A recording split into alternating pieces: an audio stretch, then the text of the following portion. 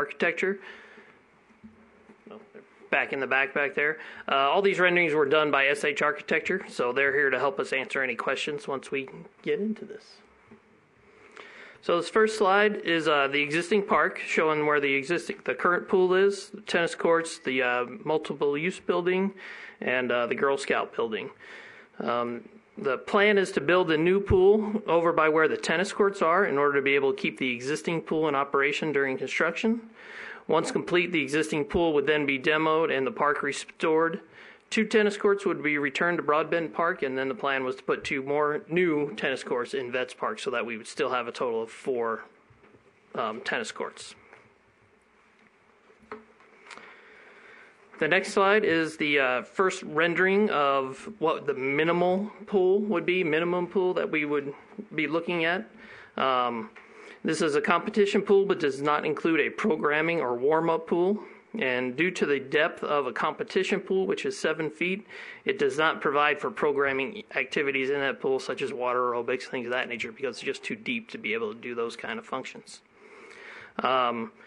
This concept idea does include a summer season outdoor splash pad. It also includes locker rooms, offices, mechanical room, storage, restrooms, lobbies, lifeguard room, things of that nature. Staff estimates that it would cost approximately $550,000 per year to operate and maintain this concept pool, and our funding request would actually be for $20 million. So we show the $16 million on there. That's the price to construct a pool in kind of today's numbers. By the time we got design and then 4 years down the road, we figured we probably need $20 million to fund a pool of this size. This next pool was, for lack of a better term, the wish list pool. This would be everything we were looking for. That was brought up at all the meetings we've had. This is a 50-meter competition pool with a programming warm-up pool. This thing, like I said, this includes almost everything that was on everybody's list. It does include a summer season outdoor pool.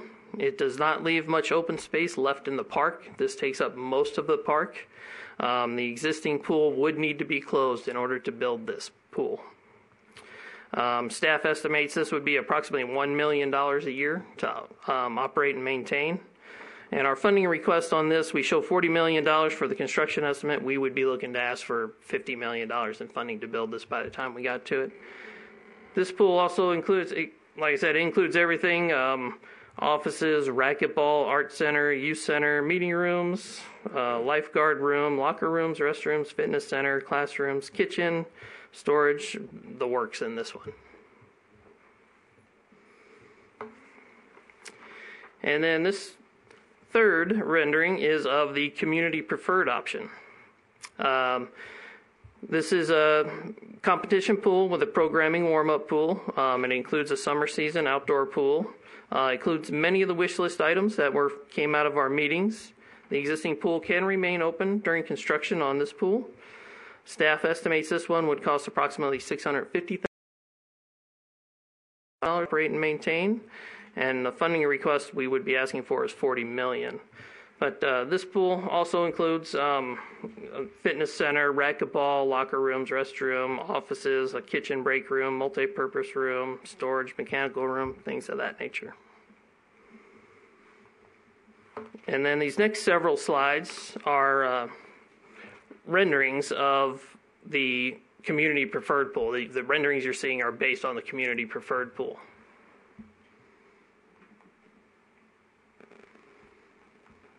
And these are just some ideas that SH Architecture came up with. And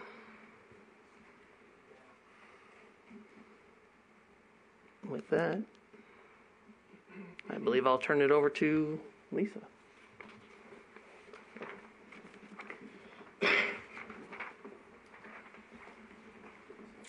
So in late September, early October, we did a survey using applied analysis. It was a scientific survey.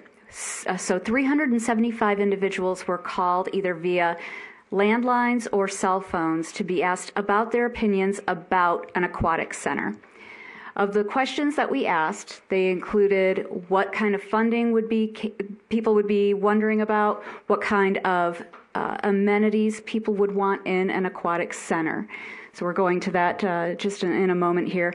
But 375 individuals called, and what they did is to make sure that it was scientifically done, they actually asked at the very beginning of the phone call the gender of the person that they were talking to and their age, because they wanted to make sure it was reflective of everybody that lives in Boulder City. They wanted to make sure that they were getting an equal number of people that balanced it out.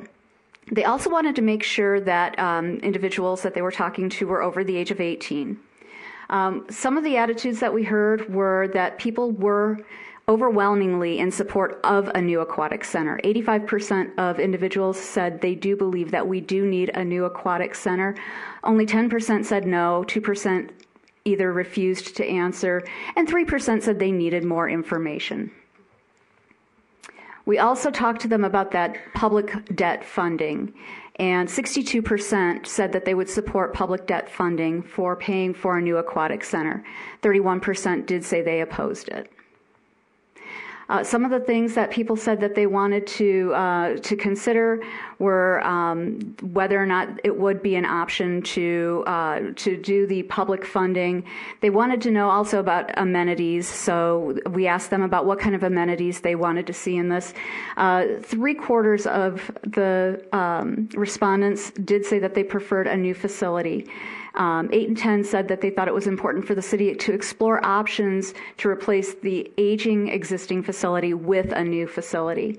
And 1/2 of respondents, almost 1/2, said that they or somebody in their household or someone they know would use the facility. 6 and 10 saying that they would support the city incurring public debt for the development of an aquatic center, and fewer than 4 in 10 would support raising property taxes for the development of an aquatic center. So assuming the cost of the aquatic center would not be fully funded by the city government, those with some likelihood of using a new aquatic center preferred payment methods that were split, with 34% preferring a monthly membership, 29% an annual daily rate. A daily rate, and then 20% an annual fee. So next up, Diane is going to talk about some of those funding options.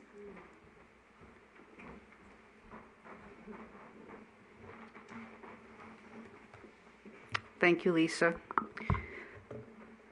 I feel like I'm the bearer of the bad news, the last person up. How do we pay for something like this? I mean, those are lovely renderings and really nice possibilities for the city of Boulder City. Well, we looked at four general areas. We looked at the general obligation bonds, and then we looked at what we call the general obligation bond hybrid, and I'd rather just call that a modified GO bond. It's still a GO bond, but we find ways to reduce the amount we have to put on the market. Then we did look at revenue bonds and grants. So the general obligation bond is the preferred method because that is backed by the tax base of Boulder City. That results in the lowest interest rate versus a revenue bond. And it would have to be approved by the voters. It would be a 30-year bond. And that is the option we recommend. But we also recommend a modified version of that. We would be asking that it would be $40 million approved by the voters, but we would work towards reducing the amount that actually ends up going to market. And there's a couple ways we could do that. We could raise $5 million from other sources. We could use have a bond question, have a voter item, a ballot item, using $5 million from the capital improvement, voter-approved capital improvement funds to use to offset that $40 million. In addition, we could seek grant revenues that could reduce the amount of the bond. We could look at philanthropic opportunities, partnerships with businesses. We could also look at potential obligating future lease revenues for solar leases to offset some of those costs. But with all that said, we would probably still need a voter approval for the $40 million because that is what the tax base would support and would have to support to get the lower interest rate and fund the entire project. But that would be the voter-approved amount, but then we would work diligently to try to find ways to reduce the amount that actually gets sold. We have examples of bond issues at 30 million, 35 million, 40 million, and 45 million, and what that adds to the tax rate. So it ranges from 27 cents for 30 million up to 40 cents for a $45 million bond. And another way to look at this is this gets added on to existing tax bill. And what we did was we looked throughout the community at various neighborhoods and tried to calculate sample tax bills using these bond issuances. So above here is examples of various neighborhoods and what the tax bill would be per year based on those amounts of bonds sold. So if you had a $40 million bond issued, it would, depending on the neighborhood up there, it could result in an increase to the tax bill of about $110 to $191 a year. And you can see that in that third. Reduce that issue to a $30 million bond, it would be the lesser amounts, and we put 30 in there, but that would be a lot of work, and we'd have to have some luck finding people to give us money to reduce the bond issue. Diane, can I ask you a question on that? Sure. So why is it so much higher on the golf course area homes? Well, it is the question, or to answer that question, would really be getting down into how the tax bills are calculated. And based on the age of homes, the size of the home, is, I don't want to say it's a real complex formula, but it'd be really hard for me to explain so everybody would understand. But every year a home depreciates and there's less and less of it that can be taxed. But the newer homes coming on the market are at a higher assessed amount and would pay a higher amount of tax. So when we say golf course area homes, are we talking about down by Muni? I believe so. Municipal golf course? Is that the area we're looking at? Or? We looked at all these areas, We're not yellow talking about dots over on the by map. the Boulder Creek, are we? It could be. There aren't any there yet, so. Okay. Okay. Okay. All right, that's good. We can move on. Thanks. Okay. So you're set on that? Okay. Okay, the next slide may help. So people could look at their individual tax bills. This is an individual tax bill. It's a Del Prado home in the Del Prado neighborhood. And everything that's not in red is the current tax bill for that particular home. So anybody could obtain this information and then plug in those prior amounts into their bill, into that line that would be the red. So that would get added. Does that help? Okay. So it's just two different ways to see it. And some comments on this is, I think a gentleman earlier mentioned that it would be like $100 million deal when you add the principal and the interest, and it's not quite that high, but it is substantial money on the $40 million bond. The total payback, if we did a $40 million bond at 5%, would be $79,000. So it's not $79 million. It's not $100 million, but it's still a substantial amount of money. So the object would be to try to issue less bonds than the $40 million. A question I have is Boulder City's been very aggressive at paying off debt at an accelerated rate, so is that possible to do that with this as well? It could be structured that way, and I think we would work with Bond Council, which I've already been in touch with them, and specifically have them worded so that we could pay off early if we wanted to.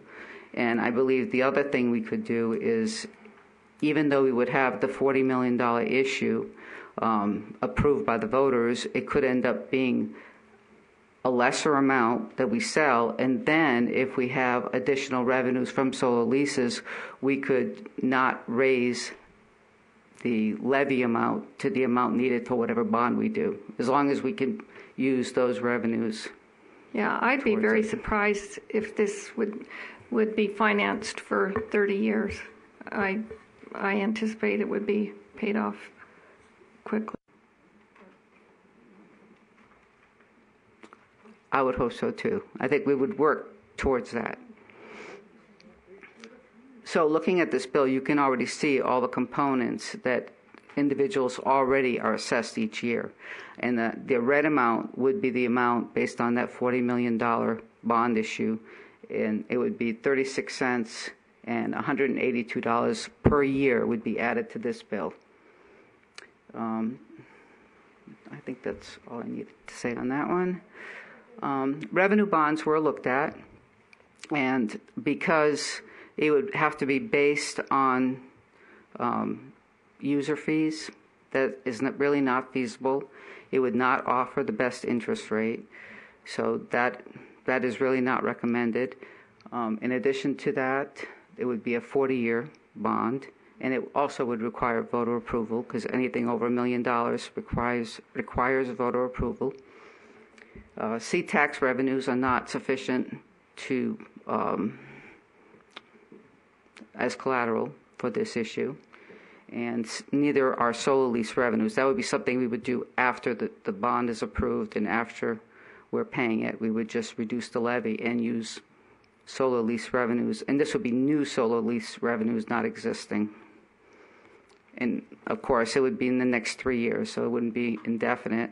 We would work with the council and in our plan of how we would be able to use that money to reduce the cost to the citizens. Grants were discussed in that citizen workshop, and grants do exist, but none for the size needed for this pool. And most grants are used to put pools in cities or neighborhoods that don't have any pool at all. With all that said, we would still continue to seek out potential grants that we could use to offset the cost. And be happy to answer any questions. Thank you. Mr. McManus. Thank you for the numbers. One of the boards I serve on is the Debt Management Commission for the county, and I know from having attended those meetings that regardless of what other money we may come up with, what you stated that we would have to get the bond for the full amount, and it would have to be backed by a property tax increase. We may be able to offset that later on through other payments, but that would be the only way a bond like that is going to go through. So the assessment would have to go on, all of that would have to occur, and then we may be able to do something else with the financing to make that burden a little bit less. But again, I just want to make it clear when we talk about these other options, those may be options that can occur later, but they are not an option when we go to get that bond. Unless we, again, you mentioned $5 million from the Capital Improvement Fund. Certainly that reduces the amount of the bond that would have to be procured, but the bond itself is going to have to be for whatever amount the rest of the construction would cost. Well, even the capital money could be a little bit higher. We could work on that. We get about $2 million a year that gets put into that capital improvement fund. So, we could run various models to see if we could use a little more. I believe $5 million would definitely be doable. And one other thing I want to mention on the, and this might be getting into the weeds again a little bit, but any bond issue for the pool would have to be exempt from abatement. So that's also, I guess, a big challenge in the state of Nevada, since they required exempt from abatement bond issues, none of them have passed in the whole state. So I would hope that Boulder City would be the first one to break that trend. You can hope. You can hope. Couple other figures that I wanted to go over, and again, I think it's important for the community to understand the types of revenues we do have as a city. As I recall from last year's budget, or as we were preparing this year's budget, our current total tax revenues from all sources is about $22 million revenue into the general fund. Mm-hmm. Yes. And the solar lease fund revenues are right now about $10 million. I believe they're around 12. 12? Okay. So again, the point I'm trying to make is that would give us a total of $34 million, and we're talking about borrowing 40. Mm-hmm. So, if you have a nice job and you're making $100,000 a year, this pool would cost more than a person's salary for a given year. This is not a small amount of money. And our current debt is, I believe, around $23 million. Well, there is no general obligation debt. There's a water debt. Right, but we do have debt. I mean, Yes. there's already debt in the community, and is that about $23 million? Yes. Okay, so that's bringing, $60, $70 million of debt. If you extend out what you were mentioning about the payout over the 30-year period, now we're hitting about $100 million in debt. Is that? But the revenue bonds are payable from the user fees for the water fund. Right, which in addition to your property taxes going up, your water rates are going up. So again, I'm just getting, if you live here in Boulder City and you own a home, I think that it's important for people to understand what these dollars look like coming out of their pocket. These are substantial amounts based on the current revenue that the city has. And I know when the survey was done, there was 60-some-odd% that said they were all for public funding. And then the next question is, do you want to have your property taxes raised? All of a sudden the support falls to 37%. Well, even earlier tonight, someone said they didn't want to see any solar leases in the dry lake bed. And, sometimes you have to make choices. So. And again, I support, I know that pool has seen its days. I also know how important that pool is to our community generally. I just want to make everybody aware that when they go look at all the other nice pools around, those are being supported by many multiples of residents, more than what Boulder City has. We have 16,000 people here, roughly. You go to Henderson, they have 320,000. City of Las Vegas is around 650,000. We have 16,000, and we're fortunate to have the solar lease money. That's certainly a boon to this community, but it doesn't offset the fact that we're a fraction of what the other municipalities in Clark County are. So again, I appreciate the presentation. I think you did very well in looking at the different sources, but it's a whole bunch of money, that's for sure. Thank you. Thank you. Others? Mr. Hart. To follow on what Councilman McManus asked, how many years are left on the raw water line financing? Do you know? I thought it went out to 2037, something like that. That's about right, I think. At least 2030, but I'm not sure beyond that, how much beyond that.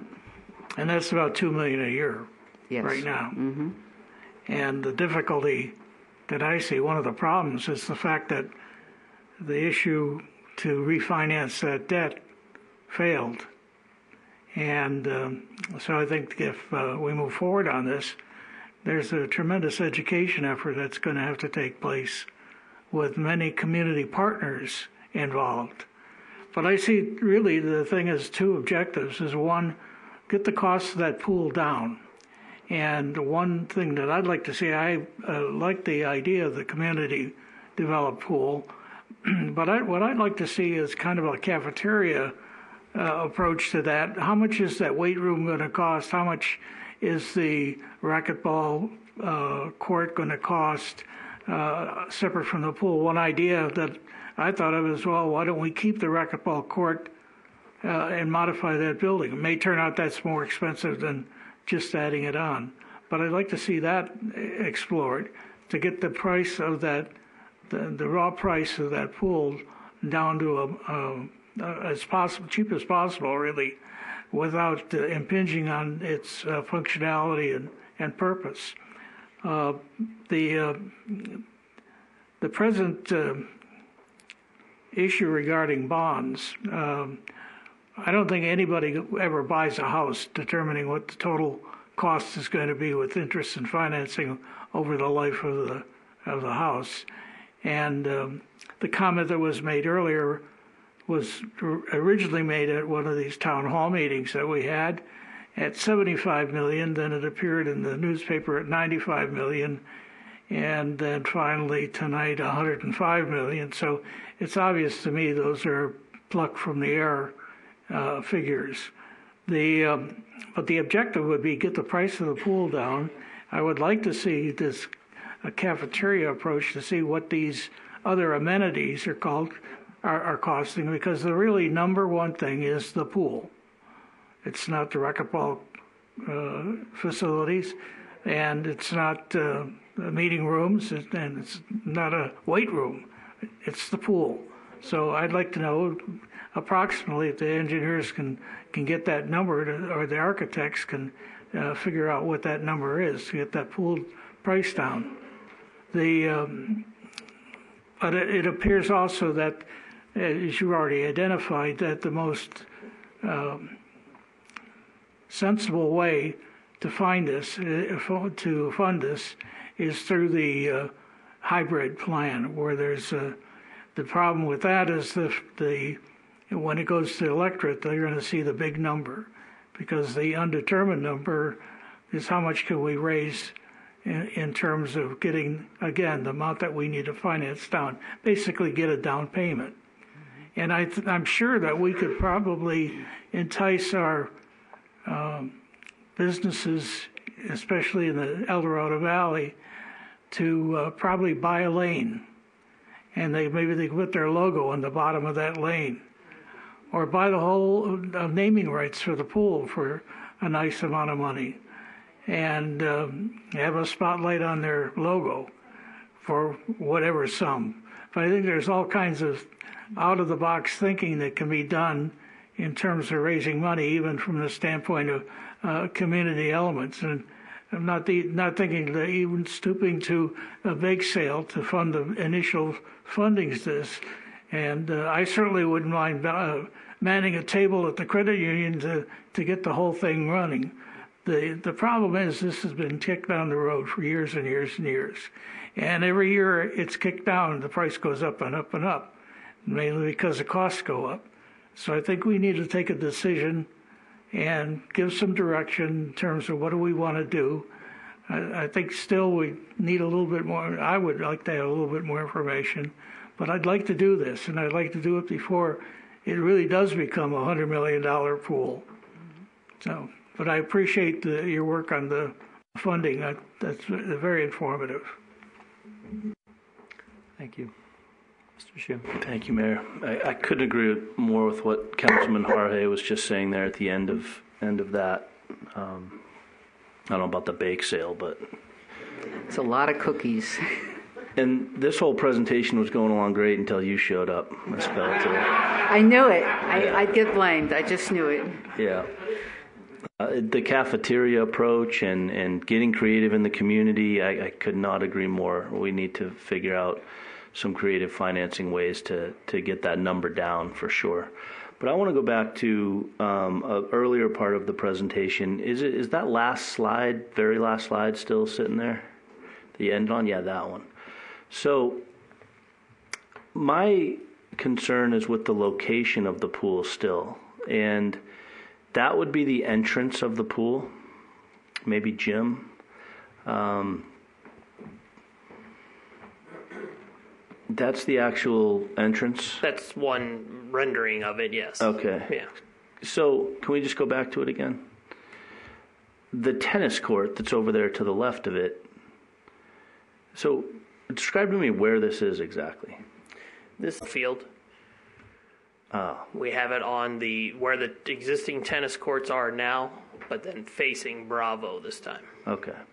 So here's my general concern about the whole concept. One of my concerns is the integrity of Broadbent Park and that meeting space for our residents over the years. I know that we're planning to build one and, on the other side of the park and then even maybe add some more green space, but I'm not seeing renderings yet that reflect the integrity of the park and where class reunions happen every single year for the last 50 years. And we do have some of those renderings, and we can provide those, but we didn't have them in the presentation. Which brings me back in time a little bit to surveys about the location of the pool and how overwhelming were the results for having the pool at this location. If I remember correctly, it was about 74%. Okay. We're wanting it back at Broadbent Park. So my thoughts are to certainly figure out this pool and help this swim team and help the community have this meeting place, without a doubt. And this has been in the works for way too long. I'm still a little concerned about the location. I don't think that it is going to be a deal breaker. I think we can configure it on that amount of land. Depends on what size the pool is. I was wondering if the first rendering, the $16 million rendering, does it have seating for events? For events, yes. There's room on the deck. So all the renderings have ample seating. Yes, that's one of the things that was kind of on the wish list for everybody, was make sure that the decks aren't too narrow for people bumping into each other during events. Right. So I think that's absolutely critical component to the whole thing is having hosting meets, and celebrating our swim team and recognizing our swim team. But as far as the racquetball courts and weight rooms and things like that, we might have to give up a little here to get what we want at the end of the day, especially when we're seeing these prices. Big, giant aquatic facility sounds good, but we might have to just kind of temper that down to we need a pool.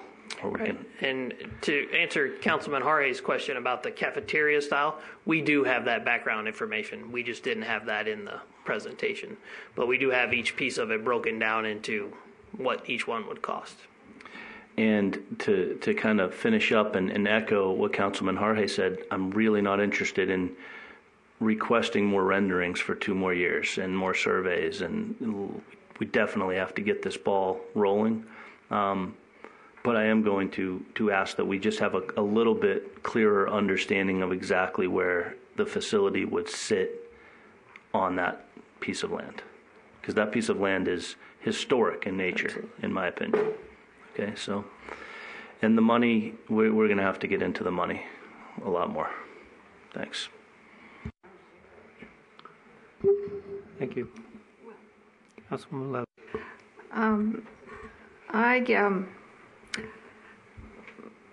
I guess I feel like everyone else. We use the term "kick the can down the road" in here all the time about various things. This is the poster child for kicking the can down the road. It was talked about when I first came on council. I don't know how long it had been talked about prior to that. And I understand because of the recession and that it kind of got put on a back burner. But I just think we have a window here now and we need to act. My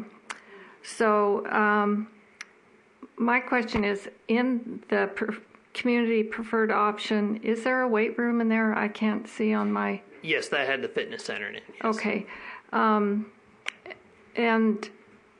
the other, just a comment that I wanted to make about the racquetball courts. There aren't racquetball courts any place else in Boulder City, are there? Not that I know of. And they're used all the time. So there are gyms that people go to, private gyms that people go to all the time, but I'd hate to see the racquetball courts taken out because I know that they're used. I support this. I think it is important that we figure out the most sensible kind of funding that we can. And I understand, just because of sitting on the convention authority, how, borrowing all this money. I mean, they're borrowing billions of dollars. And so I kind of understand the concept a little bit, but I think Boulder City has done such a great job of managing the debt that we do have. So I, as I said earlier, I don't anticipate that we would stretch this out 30 years. But I think we need to act. I think we need to support this. And a question I have, this needs to go on the ballot. So what is our timeline for making a decision about all the little details? If you decide to put it on the ballot, that action needs to be taken under that agenda item. But just to give you an idea that there is time constraints because... Yeah, that's what I'm trying to find out. So tonight on the next agenda, or a couple agenda items down for ballot questions, on this particular question, the decision whether you want to put it on the ballot in June has to be made tonight, because the first step is to direct the city attorney. You discuss what ballot questions you want on. This particular question has stricter timeframes than any others because the city attorney could not bring back a resolution for approval to put it on the ballot until January, and it has to be heard by the Debt Management Commission in February. And if you don't follow those timeframes, then it doesn't go forward. So this question, more than any other, is under strict time constraints.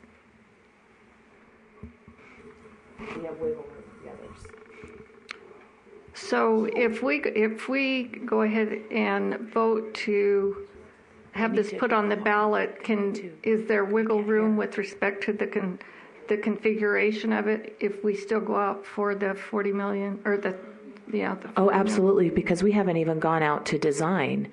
So as far as that's part of the cost that would be included in the bond amount is for the design of the pool. And so that can all be done. So we just down the road. Basically need to make the decision we're going to do it or not do it. Correct. Okay. Thank you. So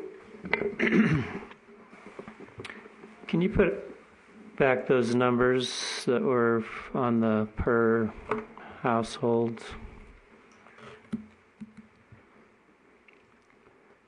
Those are Diane's numbers. She has to put those back up. Oh, okay. There you go. Perfect. So on the $650,000 a year, Jim, I think you could speak to that, right? That's Roger. So is that all inclusive? That includes employees and everything, right? Salaries and all that you're allocating that way? That's correct. Do you have any idea what we currently spend? Right now, $540. And that includes repairs on average too, or no? That's more just repairs than ever, but yes, $540 is what I think the current budget is right now. Okay. Mayor, if I may interrupt, could you ask your question again? Because I don't think that I'm understanding your question. I don't think the number that was stated for annual maintenance operation and maintenance was $650,000 for the medium-sized pool. That's correct. And there were different amounts stated for the other. So I was just trying to figure out if that was all inclusive or not. Yeah. So I'm going to disagree with the whole kick in the can idea a little bit because this pool has the idea has been there for a long time, but the reality of actually trying to plan it has not been there. And the reason it's not been there is because we knew there was no funds available.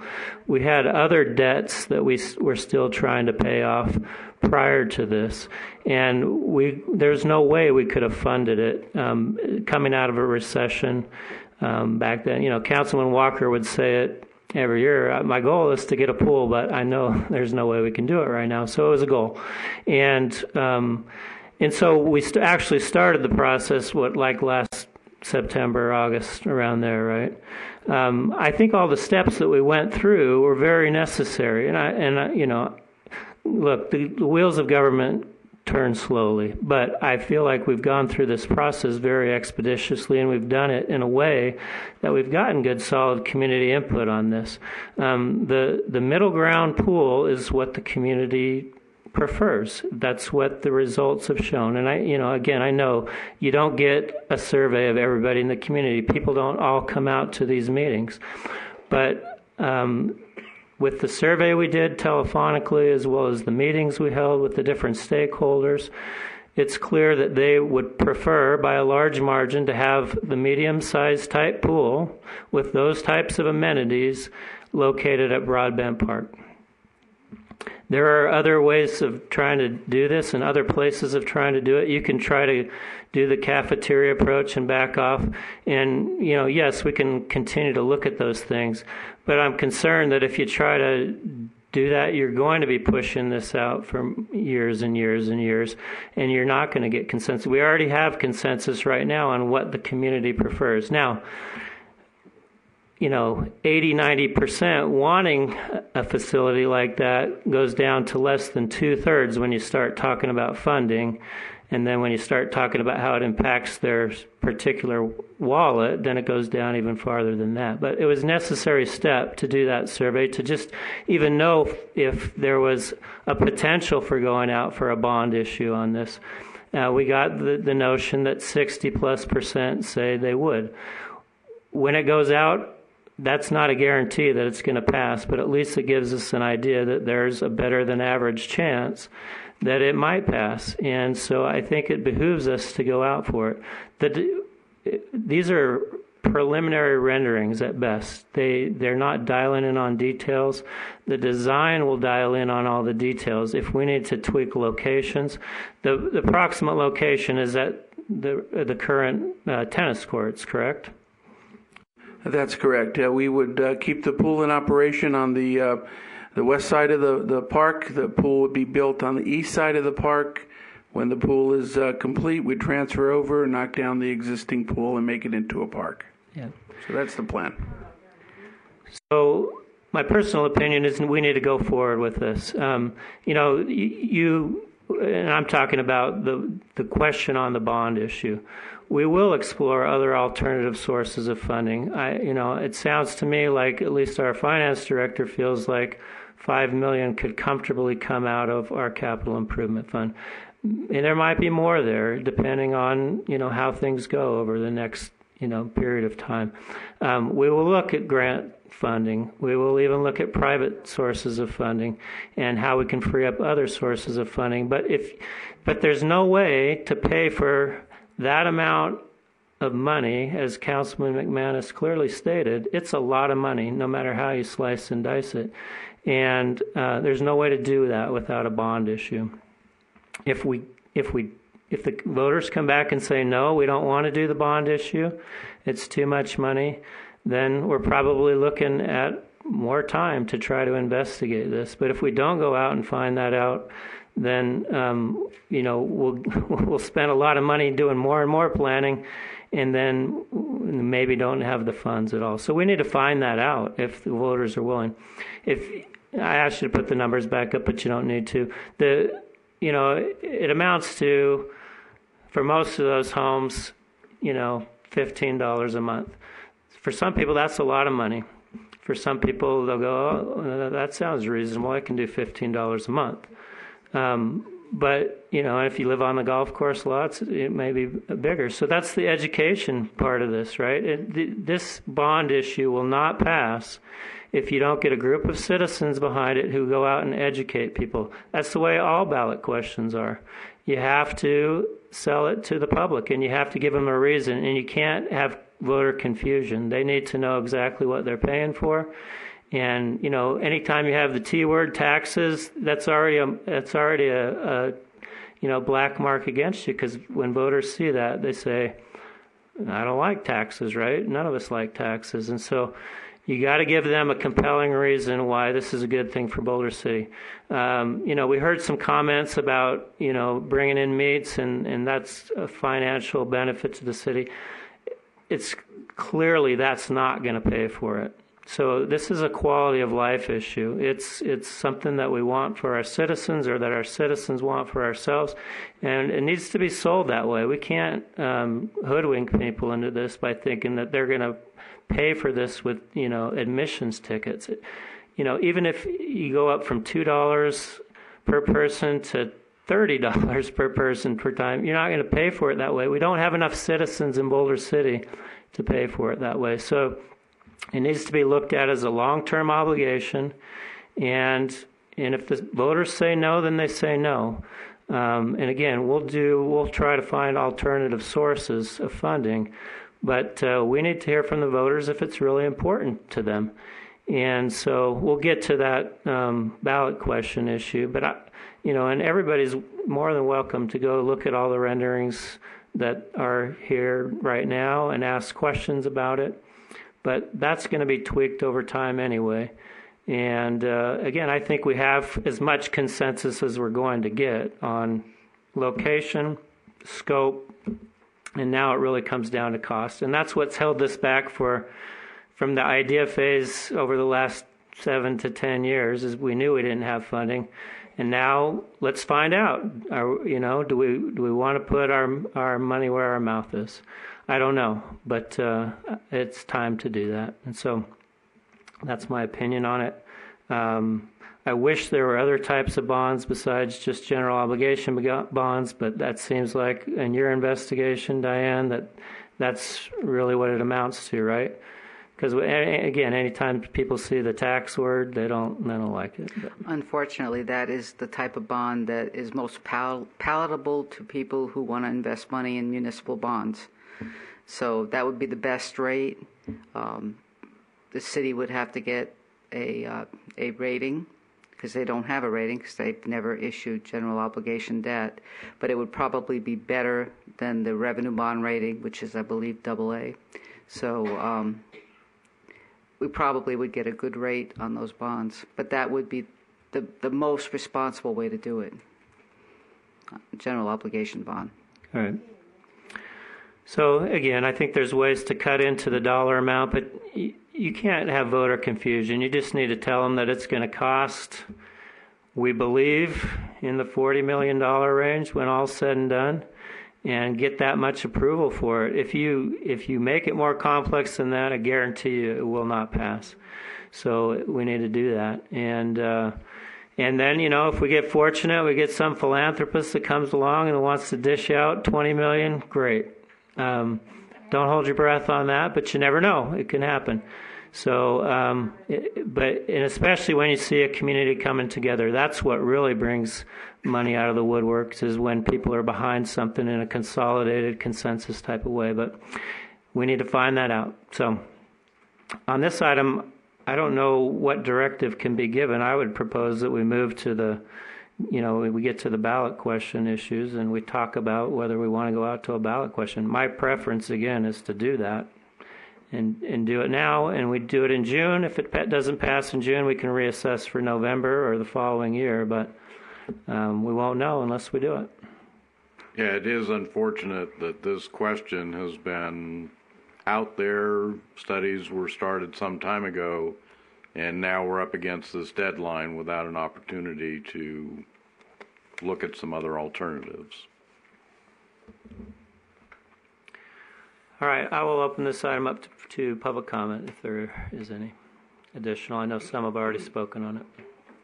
Yes.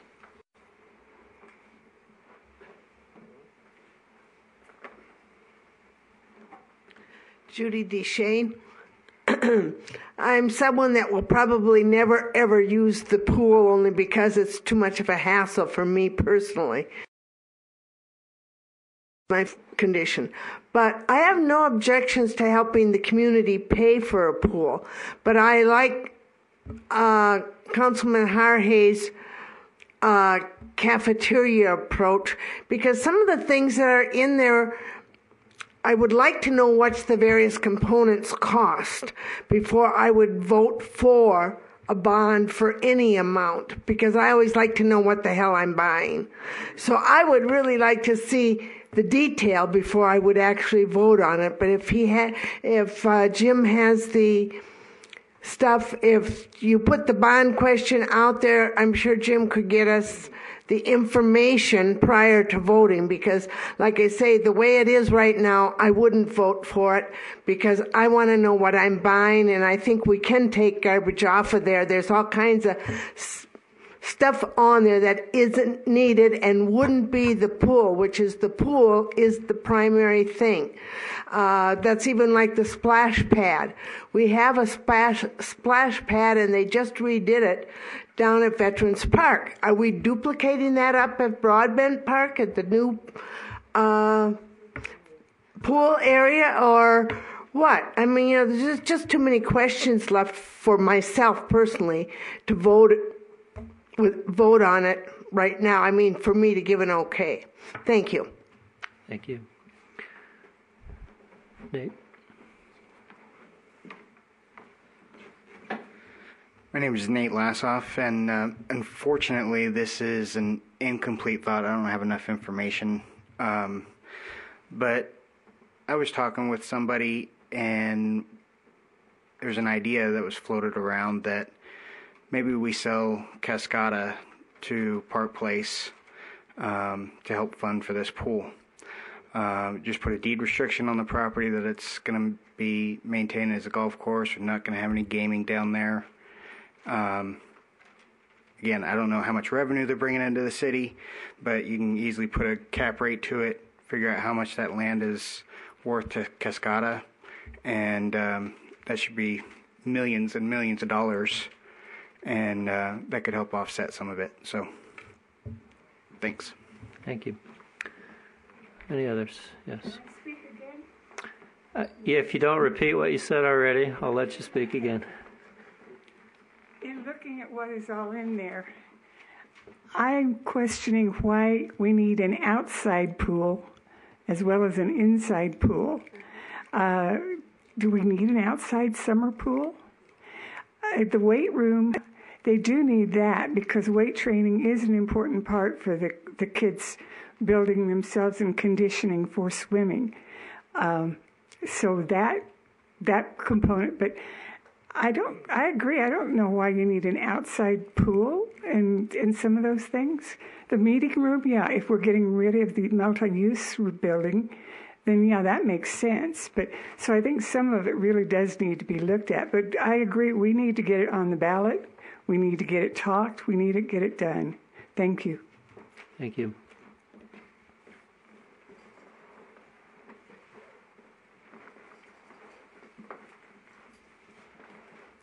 James Adams. Two things. One is obviously we're all talking about, a multi-generational pool, a pool for everybody. But I mean, let's be honest, everybody really wants this pool for the swim team. I mean, they're the stars of the state, and they're deserving of it. It should still be a pool for all of us. I would really like to see maybe the team ask their opinions. I mean, we're pretty fortunate to have a team of experts, literally, who go to pools all over the country, all over the state. They've seen a variety of different things. Certainly, I'm sure they have. Some of them would be willing to share their thoughts on, to them, what makes a good pool for a swim team. I think a lot of time the youth is discounted and their thoughts on different things, but I think that would be an important step because they clearly are an important part of why people want this pool. The other thing, as far as costs go, we're talking about these huge, millions and millions of dollars, almost $100 million, but we're also talking about a building that's been said to last for 25 years. In 25 years, we're then going to be spending this again to have another pool, I guess, because I assume we'll be wanting a pool for the community at all times. So I know we're talking about kicking the can down the road, but we're rushing to do this, and obviously just getting the bond on the as a ballot question. It's not forcing us into anything as to how fast it has to be built. We should really be building something that's going to last 100 years. I mean, let's be honest. I mean, that's just how we should be thinking about everything. I mean, conservation should be serious, and that's going to save us money in the long run. disrepair can be preventable. I understand the conditions of the current pool made it easy for the disrepair that it is in now. But perhaps had we been, really on top of that from the very beginning, spending a lot of money that people would have said is being wasted on just making sure that those conditions are prevented, we might not be here right now, and we'd have that. I'm not saying that is 100% the case, but it should be really considered. And when we're designing the pool, it should be considered, how do we maintain it well so that this pool is lasting us for more than just one generation or 2 generations. This really should be considered as, we're going to build this thing, and it should last. It really should. I mean, if the Romans could build buildings that lasted 2,000 years and they're still standing for the most part, I mean, why can't we build a pool that lasts 100 years? So otherwise, we're going to be spending, 200, 300 million, 25 years down from now, and we'll all be having the same conversation again. So I think it would be really, behoove us to really think about what we're building and spending that money really wisely so that we're not spending that money all over again. Thank you. Thank you. Yes.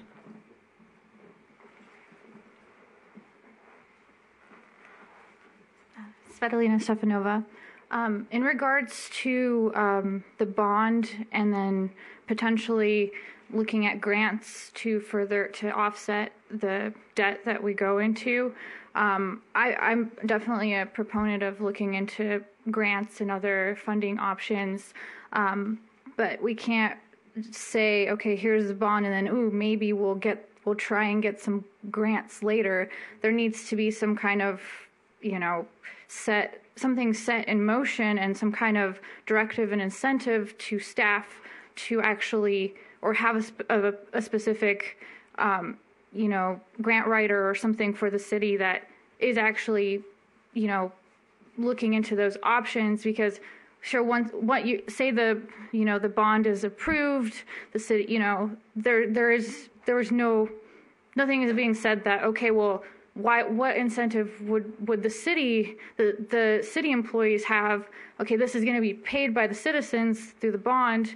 What kind of incentive would the city staff have to be searching for this grant? So I think I would like to see it as, okay, here's the bond, but we will actually, through X, Y, and Z, make this effort to find the additional funding to offset the debt. I think there's probably a lot of different, definitely talking to the individuals that have become very successful in the field in the swimming world.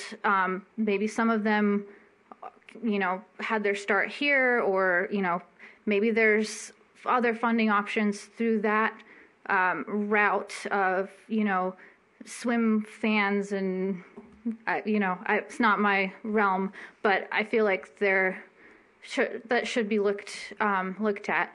And another thing is, I don't know where this survey was, whether this was a survey that came in the utility mailer, like the historic preservation survey came, but it certainly had very low response. I feel, what is it, like 2% of the public actually, I'm not sure if that's the correct number, but we didn't really have that much of a response. So I think we need to make more of an effort to get more response from the citizens on that. Yes. Thank you. Thank you. Any others? Glenn.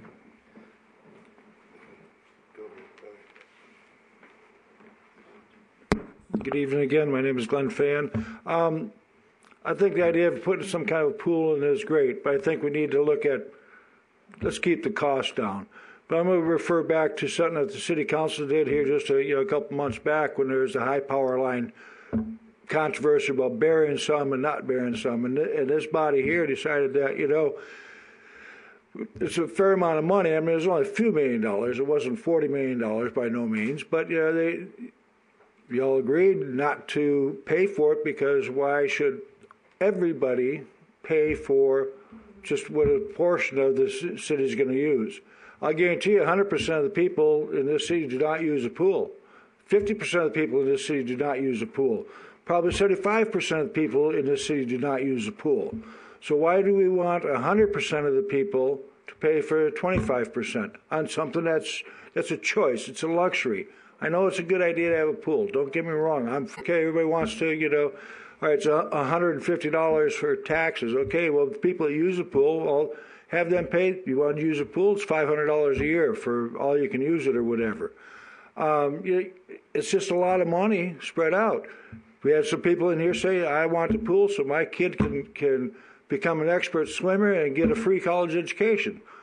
Well, I'll tell you what, why don't the city just buy that kid an education stuff? A hell of a lot cheaper than $40 million.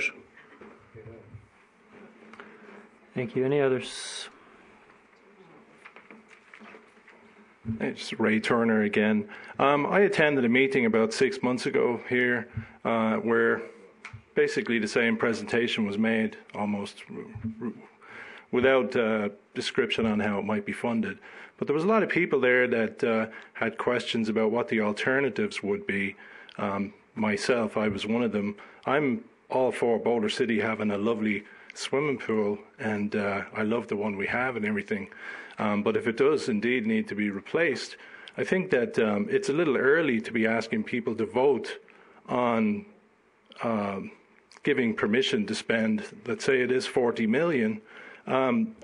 We were asking for what the alternatives were 6 months ago and how much, what can you do to make it cheaper or eliminate this or eliminate that. But it seems like nothing's been done on that. And it seems like it's premature to be voting on something when we're not informed enough. I just want to be well informed, and I want to know how much it's going to cost. And I want everyone else to know as well, how much is it going to cost, and if there are ways to come up with other funding, well, we should be working on those now and identifying them so they can be presented to us, and then we vote. Thanks. Thank you.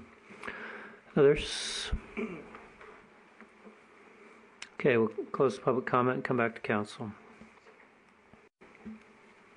I have a question for the city clerk.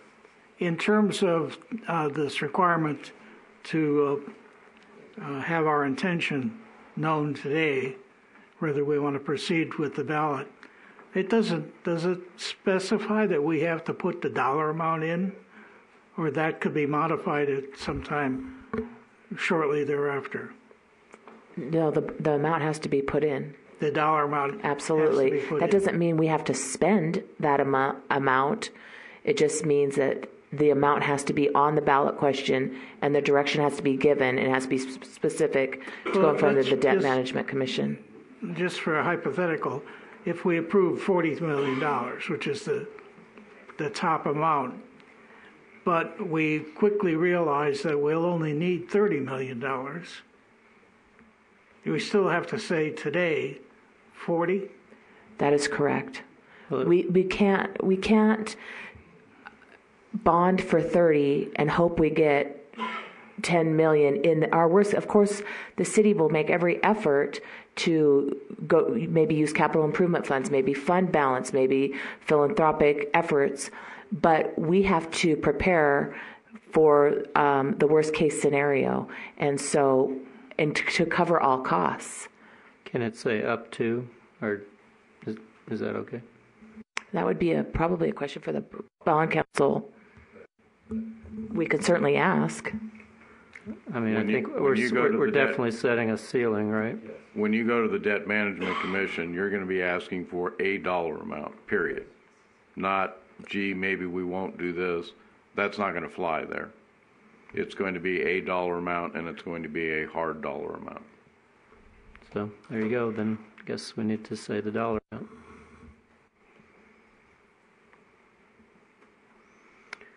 So this particular item is not specifically on the ballot question. That's on number 15, I believe. You want some direct?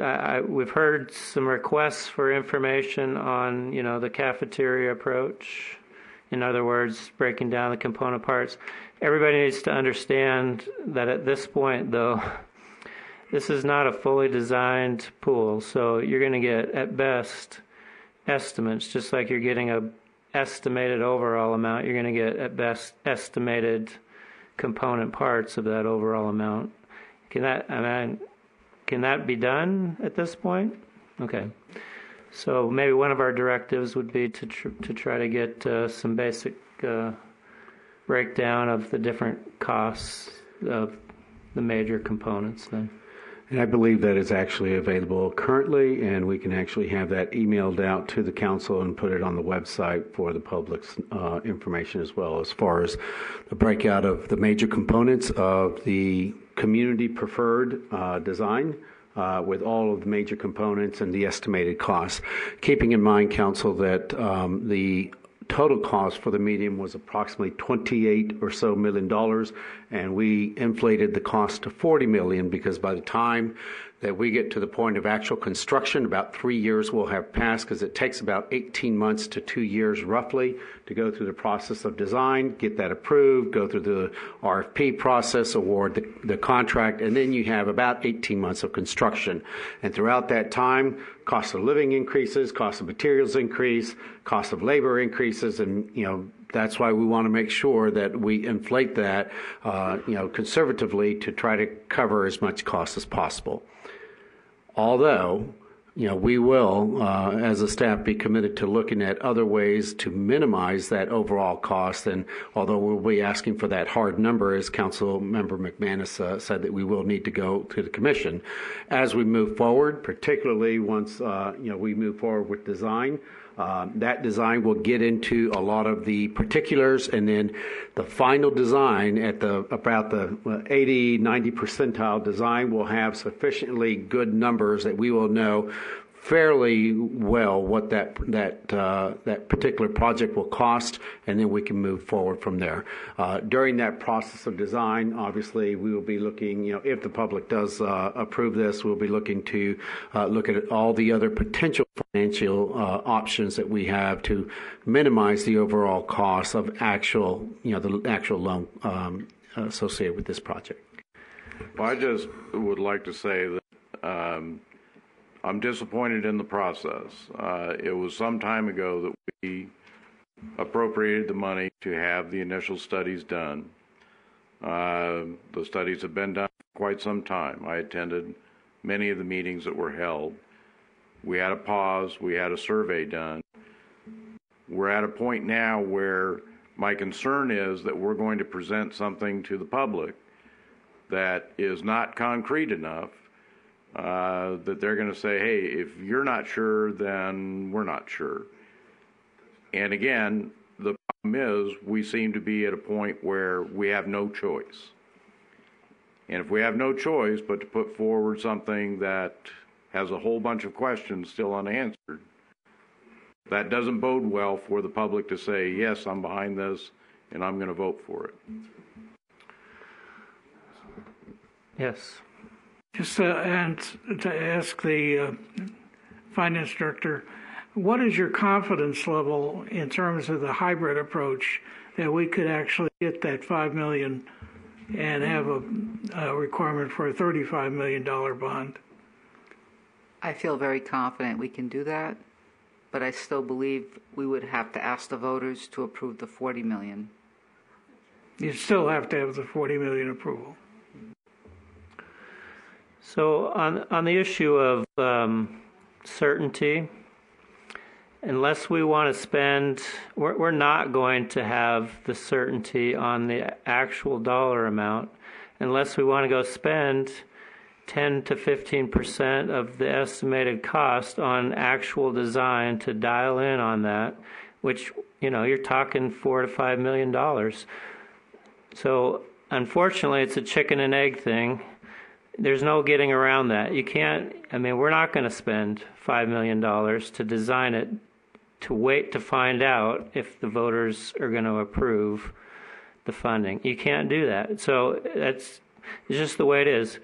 it's true that we've had the design in place, or the preliminary renderings in place and the conceptuals in place for several months.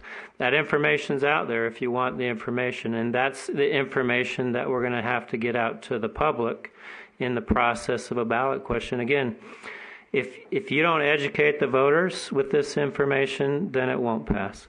But the information's there. So for those of you in the audience that have questions about it, or those of you that on council that have questions about it, you've heard 4 people talk tonight about the different aspects of it. They're more than willing to answer your questions about it. We are not forced to decide this tonight if we don't want to, but if we want it on the June ballot, we need to decide to go forward with it. There'll be a process that goes through. The city attorney will draft something. It'll come back to us. But again, give me the date on the Debt Management Committee.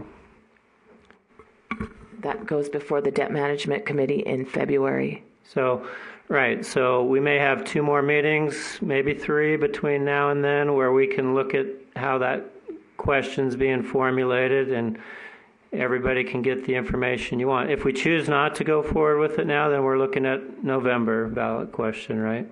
So again, and nothing would change between now and November. There won't be any more information. Correct. Unless we go to a full design. Again, that would cost $4 to $5 million to do, and we again, council's not going to just prove that out of the city coffers to do that. That would be irresponsible to do.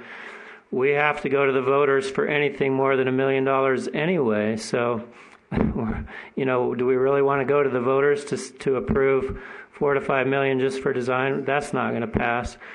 It is a chicken and egg thing. There is going to be some uncertainty in it. It's the best you can do without spending millions of dollars. But there's information there to be had if you want to have it, and staff's more than willing to walk you through it. And then again, it's going to take a group of people to get out there and do it. I don't have a problem giving staff a directive to, vigorously search for grant money. Correct me if I'm wrong, but what I heard in your presentation is you guys have done a preliminary search, and what you found was there's really not grant funding out there except for pools, places that don't already have pools.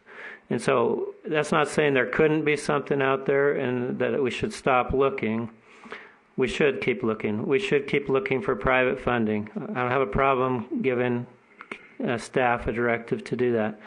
And we should be looking to maximize what we can get out of our own coffers in the city, whether it's the Capital Improvement Fund or other funding sources. Let's give that directive. But again, that alone is not going to pay for this pool. So unless you get buy-in from the voters, this pool is not going to happen. And so our decision tonight is really, in my opinion, whether we go for the June ballot or whether we kick it and wait and go to November. But I agree with the city clerk. I don't think we're going to have any more information then than we have now.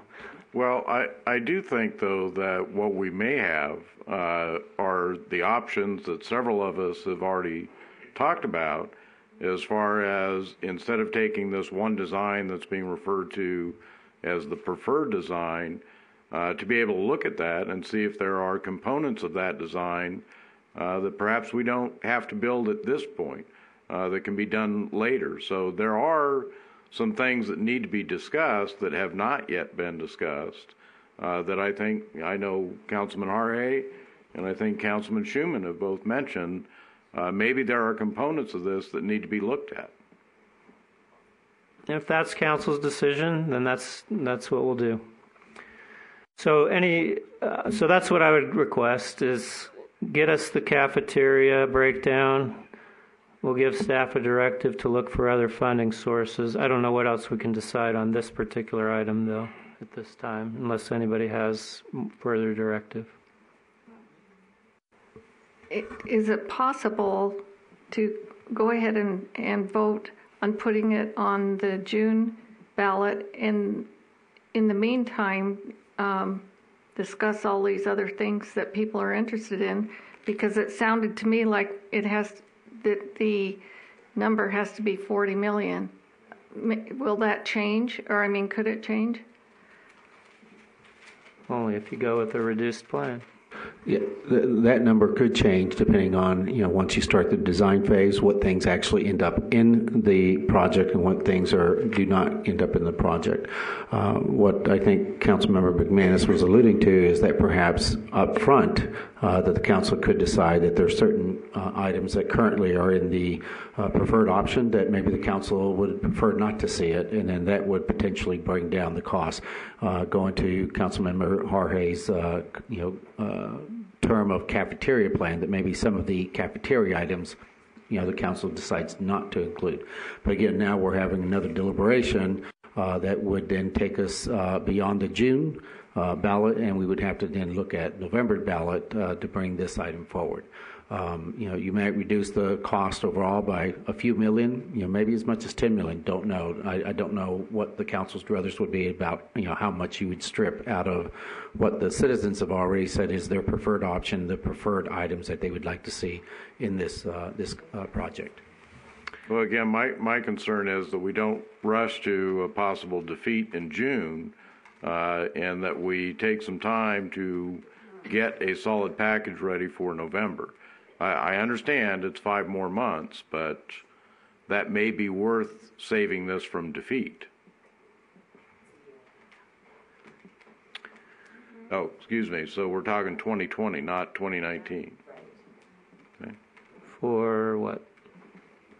He said it would be additional 5 months, but it's only the municipal election this year. So if you didn't put it on the June 2019 ballot, it would have to wait till the November 2020 ballot. So it's a year and a half, not 5 extra months. So if we decided to go forward with the ballot question tonight, when's the latest day we could table that? I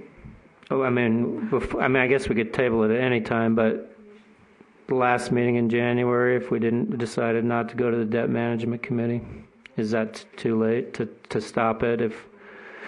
You can stop it even. I don't know what the obligation is if it went to the debt management committee and they approved it, and then could the city change their mind? But I just wanted to mention, if we put it on the June ballot and it failed, we can still put it on the November 2020 ballot. And based on, you can put it on more than once.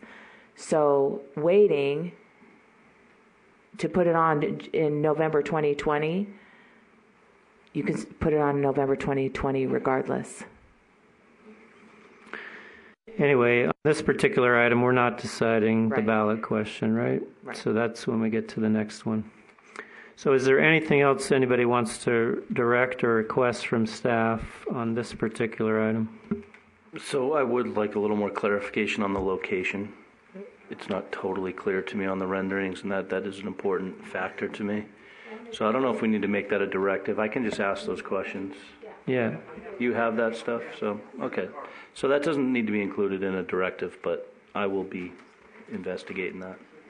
Okay. Okay, so do you need a vote on that, or you got what you need? Okay. Thank you. All right, so we are on to 14, consideration of bill number 1842 regarding fireworks code. Chief Nicholson. Good evening, Mayor, members of council. For the record, my name is Kevin Nicholson, the city's fire chief. Currently, local fire officials regulate legal fireworks. These are the fireworks that are marked safe and sane on the package and are sold in all the booths that you see around the 4th of July. Those are the only legal fireworks that are allowed in Clark County. All other fireworks are considered illegal. To be more specific, they're the ones that go up in the air and explode or, spin around. All those are specifically illegal in Clark County and the state of Nevada. Before you tonight for consideration is bill number 1842, an ordinance revising Title 7, Chapter 1 of the Municipal Code dealing with fireworks.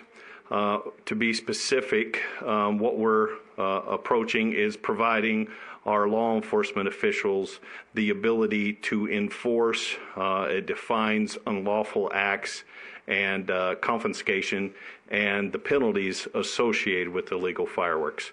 So that's what we're considering, revising that and allowing them the authority to enforce those laws.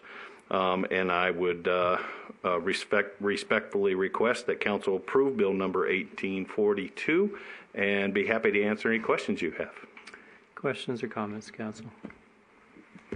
Just one quick question, Chief. What sort of increase in call volume do you see on July 3rd, 4th, 5th versus, I don't know, August 4th? Significant. For the most part, that is when, at least here in Boulder City, we see the use of illegal fireworks is right around the 4th of July. We have those calls, and I'm sure my counterpart here can confirm that. We do get a lot of calls. This past year, there was a concerted effort at the county because a lot of the municipalities were receiving those complaints. They're saying that it's becoming bothersome, animals, complaints. There's a lot of issues associated with illegal fireworks, and so we as a county have come together in an effort to try to get this under control a little bit better right now. But here locally, yes, the use of illegal fireworks happens usually right around that 4th of July time mostly. Thank you. Mr. Mayor, I'll just chime in that I went to a meeting with Kevin about illegal fireworks, and they talked about in all the municipalities what a problem is. So everybody made a pledge that they were going to crack down and try to do more about it. And believe it or not, this subject came up at an LVCVA meeting, and it's still very problematic in the valley, all over every neighborhood. There's illegal fireworks being shot off. So it's a big problem. Something needs to be done. Thank you, Mayor. So, Chief, can you explain to me what's the concerted effort in the county to make these changes? I think it's such a busy night for everybody, especially our law enforcement officials. Some of the things that they're doing are creating what's called task force, which are they're able to utilize some other personnel besides the patrol officers. They're creating task force that have code enforcement officials and some others that can go out in what are defined problem areas.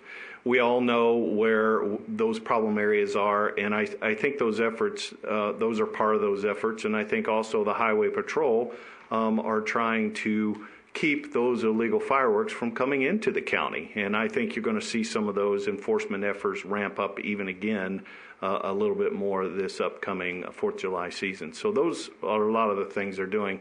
To be quite honest, it's a very busy evening for everyone. But I think it's loud and clear that everyone wants us to do a better job of enforcing the fact that people shouldn't be shooting off illegal fireworks. Keep it to the professionals, and I think that's what you're going to see across the county. And just curious, it's so dry during that time of year. I mean, how many fires do you guys put out that night? They do occur, yeah. And some of the biggest things is when you're in those residential areas that if something goes up and there's a malfunction that lands on a roof, that is a bad situation. And that's why, especially when you're in town here and you're doing those things, it does create those hazards because it is a very dry part of the year for us as a whole in southern Nevada. And so anytime you do that in an uncontrolled manner in an area like that, it does create those hazards. And those are some of the things that we're trying to prevent, let alone the injury that occurs. We have a lot of injuries due to fireworks every year, even though we do our best to get the word out of making sure that you are doing things in a safe manner and you're using those safe and sane fireworks. We're still very busy for injuries also. Thank you. Mm-hmm. All right. If there's no further discussion, I'll entertain a motion. I move for approval for, I can't find the number for this item. Bill number 1842. Do I have a second? I'll second. All in favor? Aye. Any opposed? That motion carries unanimously. I was on the wrong one. Next is item number 15, matters pertaining to the 2019 primary and general municipal elections. Madam City Clerk. Thank you, Mayor. As you know, our municipal election is coming up. The general election falls on June 11th, and the council has the opportunity to present any ballot questions on that general election ballot. Tonight would be the first step, so any questions that the council is considering, you can discuss tonight, and the action would be to direct the city attorney to draft a resolution to bring forward. Not until that resolution were approved would the question go forward. So this is just the very first step. As you know, questions that must be presented to the voters are any sale of land over 1 acre, any charter amendment, incurring debt of over $1 million, and any expenditures from the Capital Improvement Fund. So staff is recommending, of course, that the bond for the new aquatic center be, and staff is also asking the council to consider presenting again the ballot question regarding the city's ability to refinance existing city debt. As you know, that failed at the November 2018 election with a 60-40 split. And so it's very important that we present this again and educate our voters about that this is not incurring new debt. This is simply, it's like refinancing your mortgage and getting a better rate. We've lost millions of dollars because we don't have the ability to refinance that raw water line. So especially considering if the voters approve the general obligation bond, we want that on the books. It's a code amendment. It's just language would be inserted into our code that states that the city has the ability to refinance existing debt when the opportunity is right. And so we're asking the council to consider putting that item on again. Keep in mind, the council also has the ability to put on any advisory questions. It sees fit, and advisory questions do not legally bind the council to any type of action. And do you want me to go through early voting? We'll wait. We'll do ballot questions. We better wait. Let's wait. Okay. Do we want to take up the swimming pool again at this point? Sounds like, if I'm understanding correctly, if we don't go forward with at this time, we have to wait till November 2020, correct? Okay. Well, I can add in if you want, Mayor. Yes. I've pretty much made up my mind that, I think we need to move forward on the swimming pool and debt. $40 million sounds like the number. I don't think that number fluctuates a whole lot. The second recommendation by staff for the refinancing of debt absolutely needs to be back on there and almost be a sister to this first question. And a third one, which we've danced around a little bit and maybe time to approach, is the OHV issue. I personally would like to see that come before council, come before the voters, and we start dealing with that issue. So I don't know exactly how that gets worded or in what form that takes, but I would like to see the OHV thing maybe as an advisory question. Okay, thank you. Other input? Mr. Hara? Yes, I agree with Mr. Schuman regarding the OHV. That would be an advisory question for council.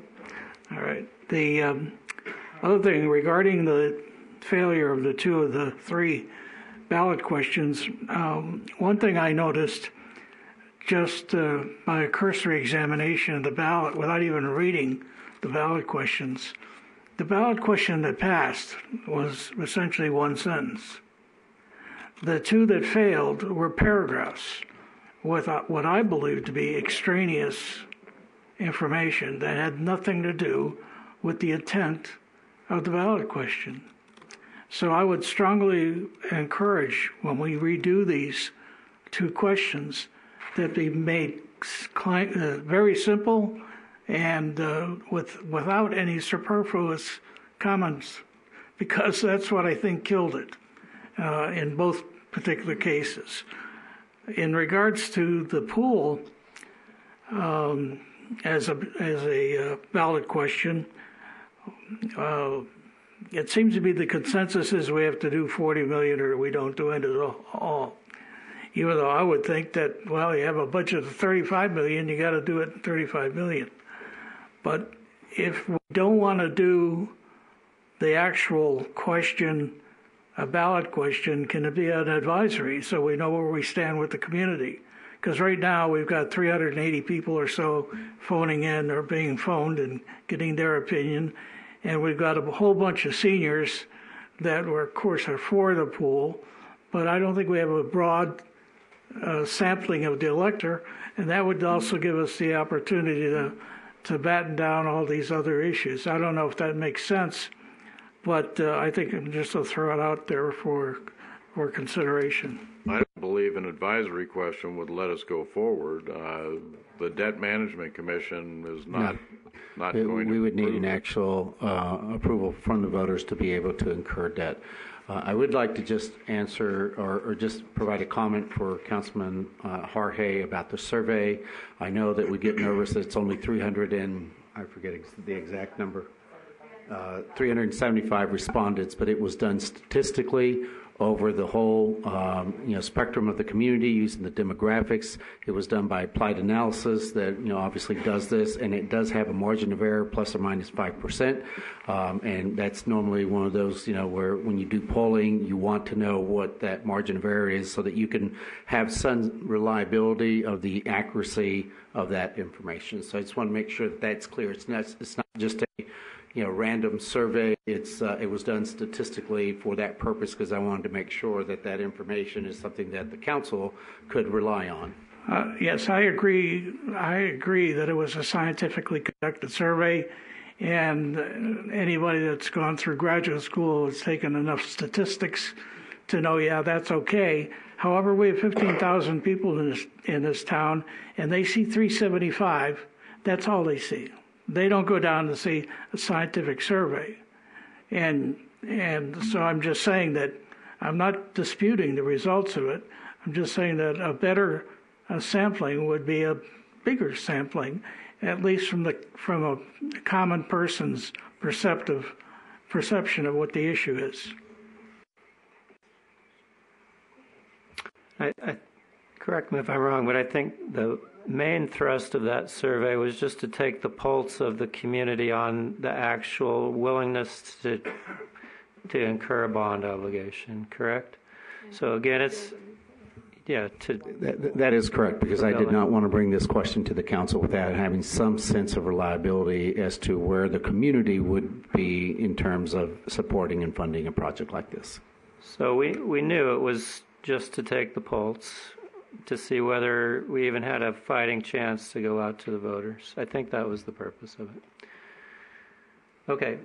Further comments on any of these ballot questions that have been raised? Well, I agree. I think the refinancing city debt is, we definitely need to do that, and we need to be better champions for getting that passed. I am for requesting the bond for the new aquatic center, and I too think an advisory question on the off-road vehicles is something we should consider. I just wanted to make a comment regarding the question about the debt. That was worded in that way and was that specific. It was written by our bond counsel, and that language was specific, and what they needed, I don't know if it was legally, in order for the code amendment to allow the council to refinance debt. So as far as given one sentence, that would not get us to where we needed to be, because our bond counsel would not accept a one-sentence question. It does not meet their standards to allow us to refinance. I think because to us it made so much sense to do it. As you just said, we've lost the opportunity to save millions of dollars because we couldn't refinance debt. I think we assumed it would pass. what I'm saying is we as council, people who understand this, we need to get out and educate the public so they understand what this means. I agree that there was no real understanding of what that bond issue was, or the ballot question was. It was misunderstood by many, and I think the one sentence that actually killed it when it said the excess funds could be used by city council, whichever way it was. There was something to that effect in it, and that, I believe, was the thing that doomed the issue. But we could put that paragraph to the bond folks the way they want it, and I think you just have another sentence that says, in other words. Exactly. You know, it's just like refinancing our house. And I think that would get the point across. I think the point's a valid one. I mean, the simpler the better. Whether bond council can come up with something simpler, I think it's worth at least going back to them and figure that out, because voter confusion always is a big issue with these ballot questions. And if they if it's simple and precise and they understand it, there's a much higher chance of it passing. And we will work with bond council to do so. Two of the major issues that I heard from people about that question was that you guys are trying to do something here other than what it looks like you're trying to do. Of course, nobody could tell what we were trying to do anyway. But if we try and narrow this question to specify the existing debt, and I understand the city clerk brought up earlier that if we put this on the books, should we get approval for the pool and there be that out there? But that was one question that people thought, it was a citizen initiative that was put in place to restrict this council from putting the city into debt for more than $1 million without a vote. So when people saw that, they said, okay, you guys are trying to do something with that, which wasn't the case. We were trying to save a lot of money. So if we can narrow it that way, that may make it more palatable that it's only going to apply to that raw water debt that's sitting out there for another 15 years or however long we're paying for it. That's one possibility for that. And I think the other part, and I certainly understand Councilman Harhay's hesitation about making these longer, but again, sometimes you need to put another sentence on there that says, this will save you money.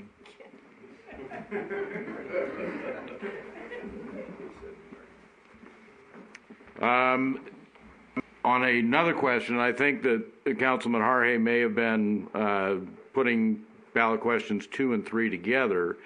I had a question. This was something I had sent to you earlier. It was Resolution 6749. This was in regard to preventing council from transferring funds between different funds, or revenue between different funds. There's 4 whereases. I'm not going to read all of them, but the pertinent one is the Boulder City Charter Commission has recommended that the city amend Article 14, Section 136 of the Boulder City Charter to bring said section into compliance with the requirements of NRS 354.613 pertaining to the use of enterprise fund revenues. That was the resolution.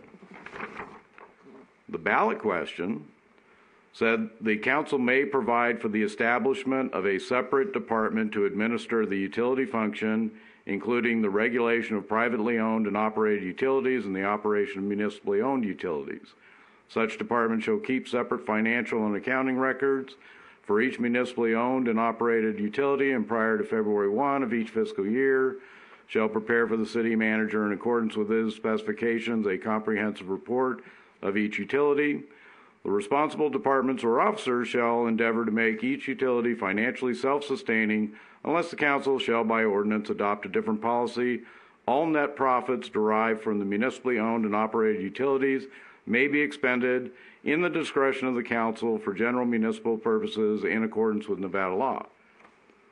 I see a disconnect there between what we had tried to do in our resolution and coming up with creating utility departments. That's actually already provided for in our city charter, the council can create new departments if it sees fit to do so. And the ending statement there, I think, was the real kicker about all net profits. Well, our municipal utility should never have profits.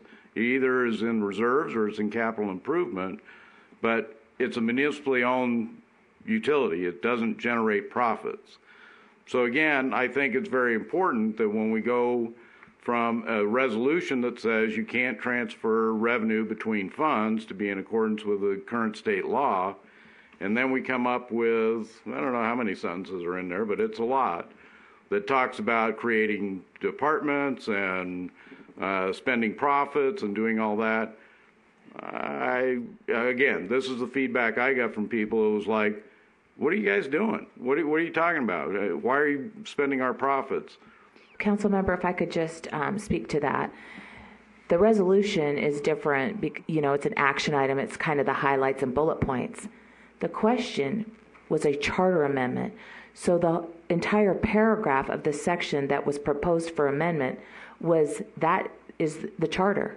So that paragraph was taken out to just show in context the proposed change being made. So I don't know, we've done it for years and years and years where you take the sentence or the section of the charter. That sounds like one big run-on sentence, so I don't know where you would cut it, so you would still present it to the voters to show this is this section of the charter. But when you amend a section, you usually take that whole section and show the red lines, which is what we did. So I understand what you're saying, and obviously there was confusion because it failed, and it was a very simple amendment that state law provides for anyway. So I didn't bring, it's not staff's recommendation to bring it forward again because we are obligated under state law to do that anyway. We certainly can put it forward again and cut it down if that's the council's desire, but we are mandated by state law how we, we can't use utility fund revenues for anything else, and there's a specific process. You could take out a loan, and that's all outlined in state statute. Well, and again, the law of the 354 is discussing enterprise funds, and certainly our utility fits within the description of an enterprise fund, but the intent was to stop all transfers between enterprise funds, not specific to the utility fund. That's what the state law is. It doesn't refer specifically to a utility fund. It says all enterprise funds. It just turned into a lot of stuff, and people saw departments and creating things and spending profits, and didn't go over well. So again, I believe that's important, not just to be in compliance with state law, but also to put that restriction into the charter to say that we can no longer do that, whether it's from a utility fund or any other enterprise fund. I mean, we need to be in compliance with current state law anyway, but that's been a problem in the city in the past, was doing that, transferring money between funds. So I think that's one that needs to go back on. I would certainly favor putting the question back on to try and refinance the debt. And again, apologies to lawyers, but maybe we need to add a plain sentence in English there to help people understand it. And I just, by way of mentioning, again, I've mentioned before that I serve on the Debt Management Commission that it takes care of everything in Clark County. I've seen things get refinanced. There was one, the last meeting we had was a couple of months ago, $34 million was saved on transportation projects by refinancing debt that had been taken out in 2009. By turning that debt around, getting a better rate on it, they were able to take $34 million and put it into new projects. So it's important to have that ability. One other question that I think has not been mentioned yet that I believe needs to be looked into is in the real estate portion of the charter.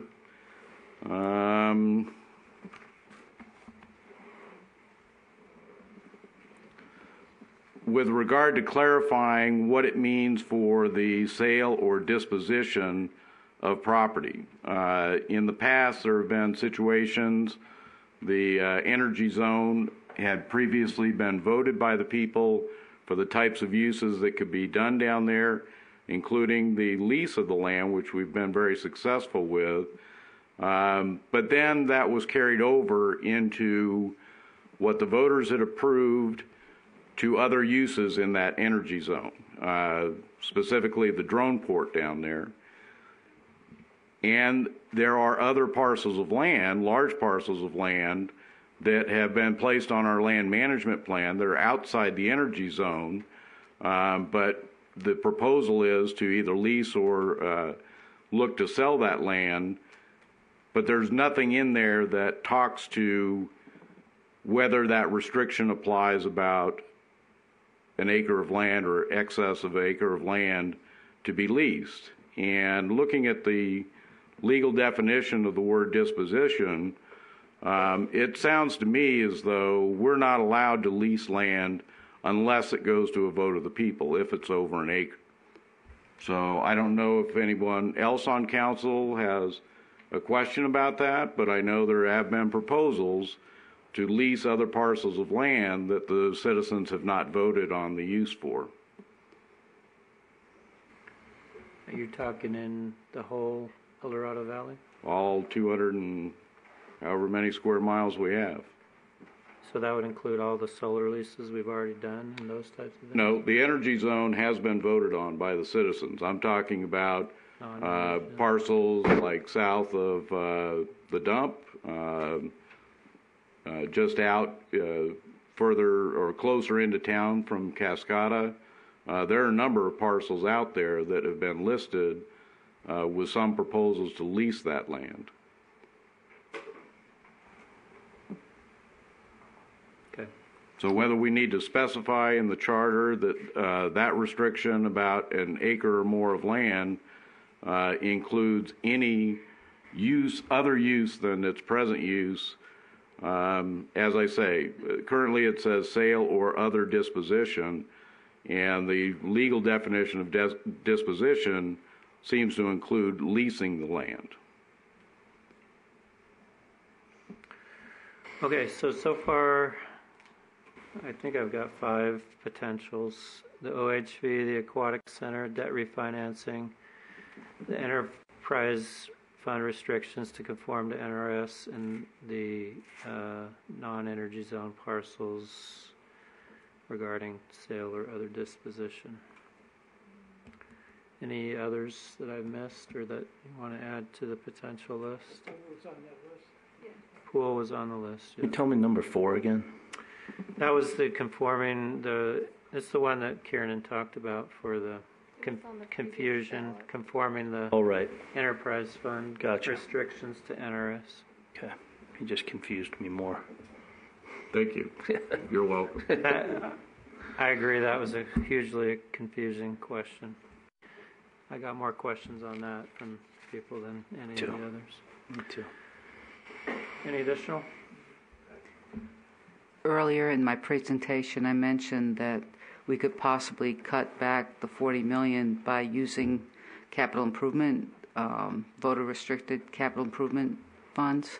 So that could be a companion ballot question to use up to $5 million. You're referring to any money coming out of the capital improvement fund also requires voter approval? Yes. Good point. Yeah, it is. Up to $5 million in the aggregate then, total, as funds become available, type of thing. You could use make it a higher amount, I believe, but you wouldn't want to do much more than $5 million. But again, you don't want to wait to see if the pool question passes first? Well, I think that might help it pass if voters could designate $5 million out of the capital improvement fund to be used toward the pool. So that automatically would reduce it by $5 million.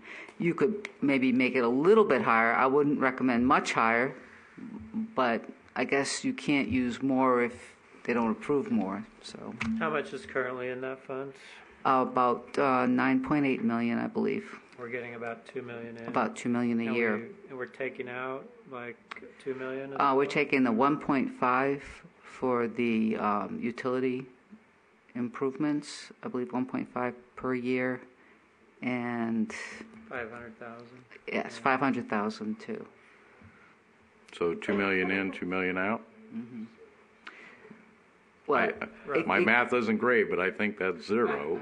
But there's a limit on that. It expires. It was a 7-year for the 1.5 million, and I believe there's only a couple years left on that.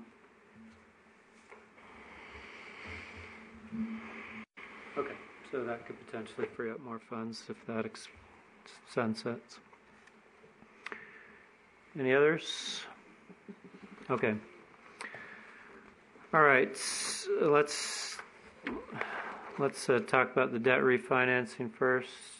I'm just going to read these one by one, and then we'll just vote on them. We can talk about specific language if you want to, but I think that's kind of the city attorney's task. So debt refinancing, do we want to put that back on? All in favor? Aye. Aye. Any opposed? Comment on this?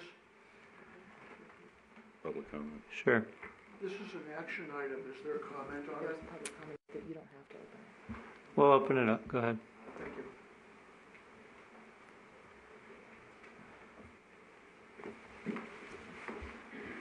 I apologize for interjecting. It's our practice for public comment on any action item. My name is Neil Sinaikin, and I was really sorry to see that the item on the ballot about refinancing debt that's existing didn't go through. I definitely support it, but in looking at it, I have an understanding of it because I've studied these things. The average person who read what was written couldn't possibly understand it, and it scared them. It does need to be looked at by an attorney, and it should be written in the King's English, and there should be publicity because there's a lot of money at stake. It's a giant waste of money, and the reason it didn't pass was it was poorly written, people didn't understand it, and they voted on fear and mistrust. I suggest to you on the pool, why not do it as an advisory question so you don't run the risk of scaring people again? You're not going to have time anyway. You can put it on the next ballot, but at least people will understand how much they're going to pay. They'll get a rough idea. You'll have better drawings. To me, that makes more sense of doing the same thing you did on the debt question and putting people in a fearful, uninformed position. Under the open meeting law, you're allowed to answer this question for me. My question is, I couldn't hear, did the topic of putting something about the 1 acre sale of land come up for discussion of putting that possibly as a ballot question? You're allowed to answer that yes or no. I didn't hear anything on that. Oh, okay, good. That's fine. So those are my suggestions. I would definitely support and help do whatever I could to get the refinance thing passed because we're losing an awful lot of money for nothing out of misunderstanding. And I would support an advisory question because I don't feel you're going to have enough information on the pool to present it properly. And you're talking about a $40+ million expenditure. In commercial real estate development, I've been involved in malls and office buildings, and a $40 million project turns into an $80 million project by the time all the smoke clears away. So those are my thoughts. Thank you for opening this up. Thank you. Any others on James?